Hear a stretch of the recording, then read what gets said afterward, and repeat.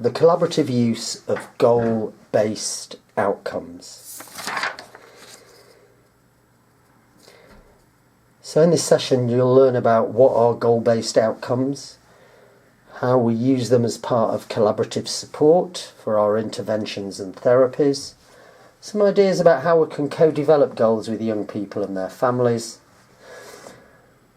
and lastly thinking about how goal-based outcomes, or GBOs as they're sometimes called, can support review, discharge planning and supervision. So what are goal-based outcomes? Goal-based outcomes involve co-developing a goal with a child, young person or family member.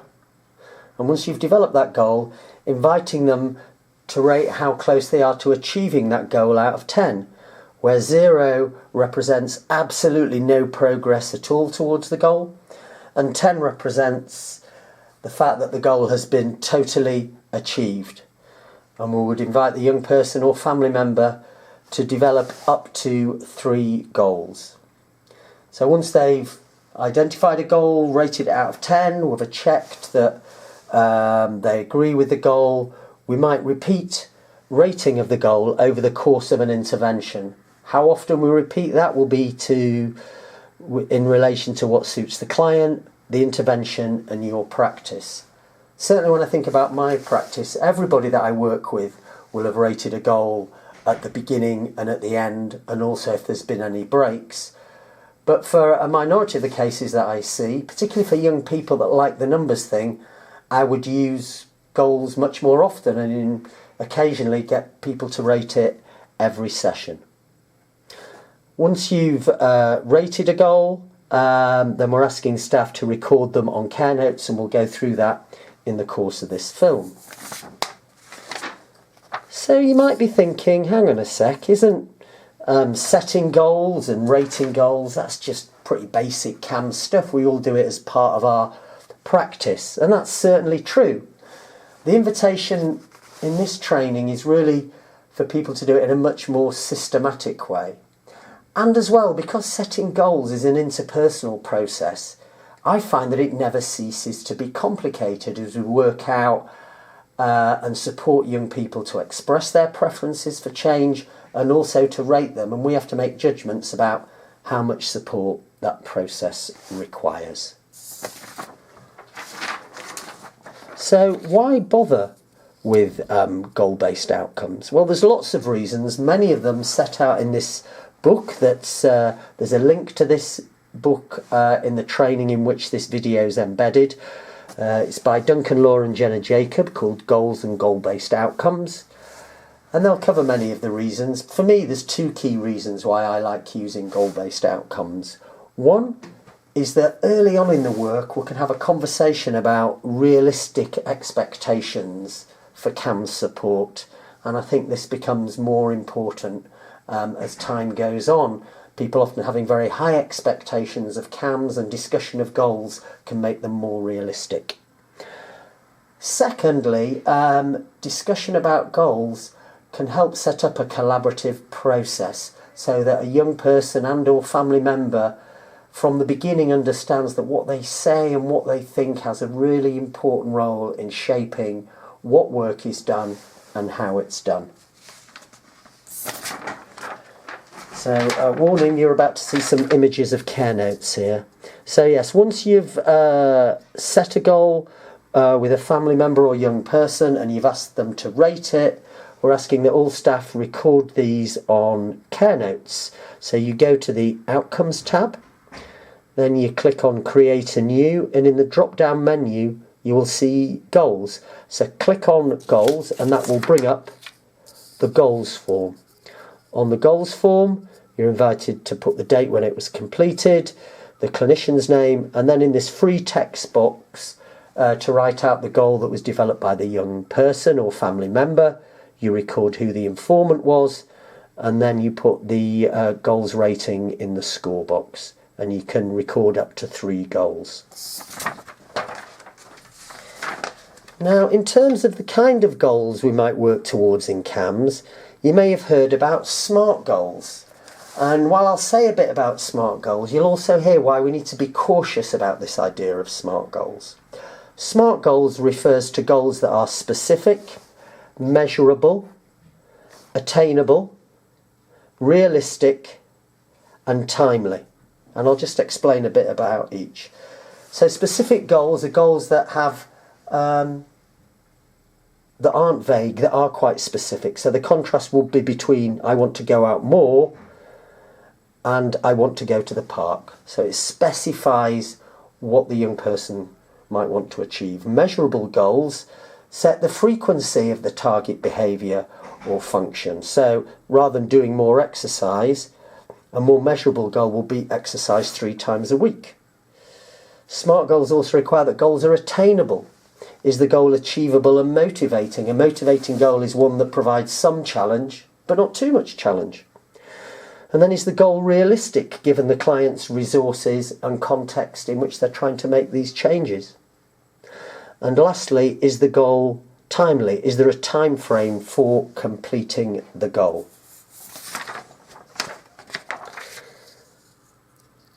However, the evidence for the value of SMART goals doesn't come from therapy, but comes from adult education and management science, where there's some evidence to suggest they're effective. However, when it comes to therapies and interventions with children and young people, there's no evidence that SMART therapy goals improves client outcomes or client engagement. What there is some small-scale research with young people to suggest that specific goals are more useful than abstract goals. And secondly, they found that approach goals being where the goal is more of what you want, lead to more progress than avoidance goals. Avoidance goals are where we set a goal in terms of less of what you don't want. However, I would argue that what's more important than whether a goal is SMART or not, whether it's specific rather than abstract, approach rather than avoidant goal, is that the process of collaboration in setting the goal is what's key, rather than whether the goal meets some set standard. And at the heart of goal setting is shared decision making, and that's what sets up more useful goals. And it's the clinician's task to support a young person or a family member developing, refining and sometimes changing their goal. But at the heart of that is a process of shared decision making.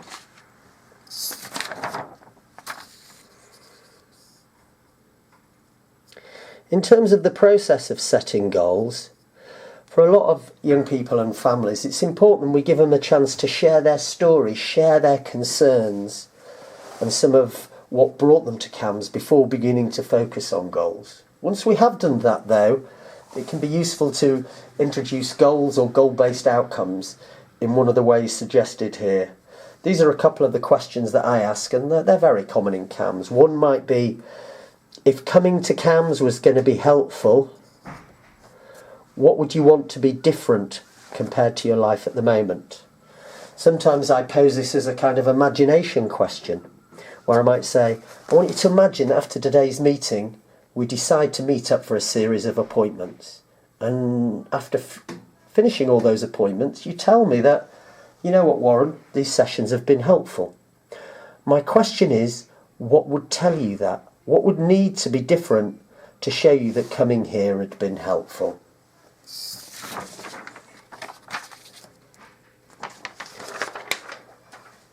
Sometimes young people and family members prefer to start with what they don't want, or to talk about reducing the problem, what we referred to earlier as avoidance goals. Now sometimes it can be useful to negotiate how an avoidance goal can be changed into an approach goal. So I might use a question like, if there was less of a problem around, what would life look like, or what might you be doing instead? However, if the young person or family member is attached to an avoidance goal, then what's more important to me is maintaining collaboration rather than trying to persuade them of a different kind of goal. So we need to balance that, and it can be more important to stay with collaboration and an avoidance goal than fitting some set standard for the kind of goal we like to see.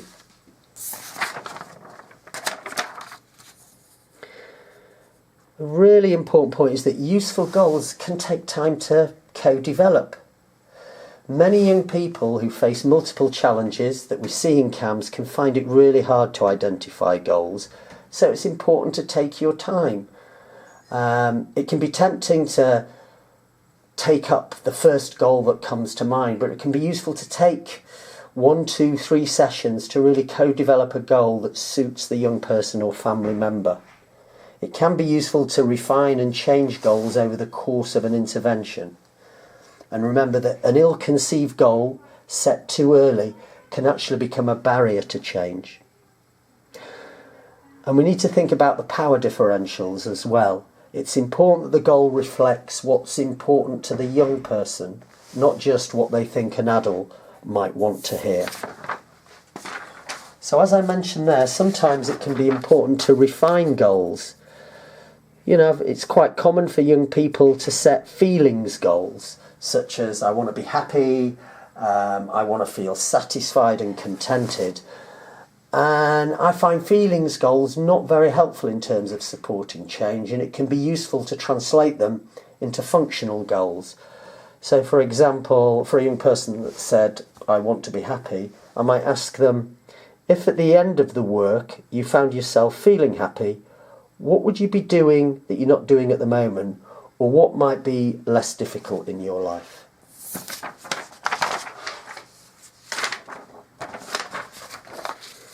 Now, obviously in CAMHS, we don't just meet with children and young people, we often meet with families. And disagreements about goals are very common in CAMHS work. In fact, there was a piece of research by Hawley and Weiss that found that 3/4 of parent-child dyads did not agree on the goals for intervention or therapy. And I find in my practice it's really important to let difference be expressed, understood, and then there's the chance to kind of normalise it with the family, to say how common it is for young people and parents to have very different views about goals.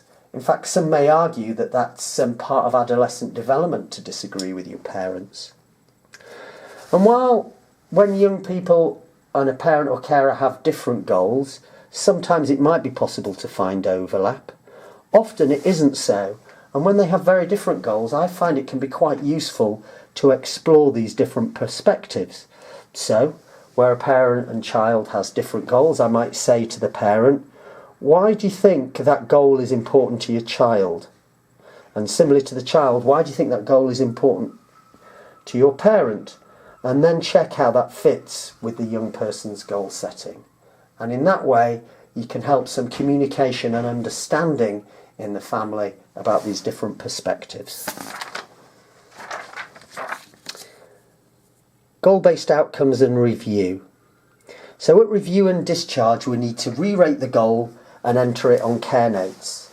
And there's been some interesting research done at Cork, the CAMHS Outcome Research Consortium, that found, it was quite a small scale study, but did find that where the score on a goal-based outcome increases by 3 or more, that is suggestive of reliable change. Change we can have some confidence in, and it being unlikely that it's related to statistical error or measurement noise. Now that's not something I would necessarily share with clients, but I find it useful on reflecting on my practice where there's been a change of 3 or more, and having a sense of where the work has been useful. So in terms of reviews, it can be really useful to discuss changes in goal-based outcomes over the course of an intervention.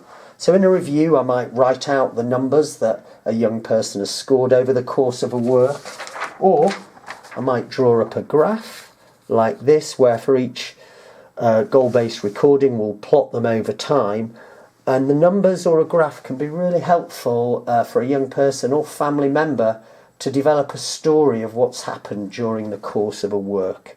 I feel this is a really important function of reviews, to help people develop that story about what's happened. not only that, looking at changes in scores can help a young person and family develop a theory of change. How come this change has come about? Or a theory about why change hasn't happened. So, where there has been progress, these are some of the questions I like to ask about goal-based outcomes. So first of all, I might just check in about, do changes in score match your experience of what's happened? How have these changes come about? What or who has supported these changes?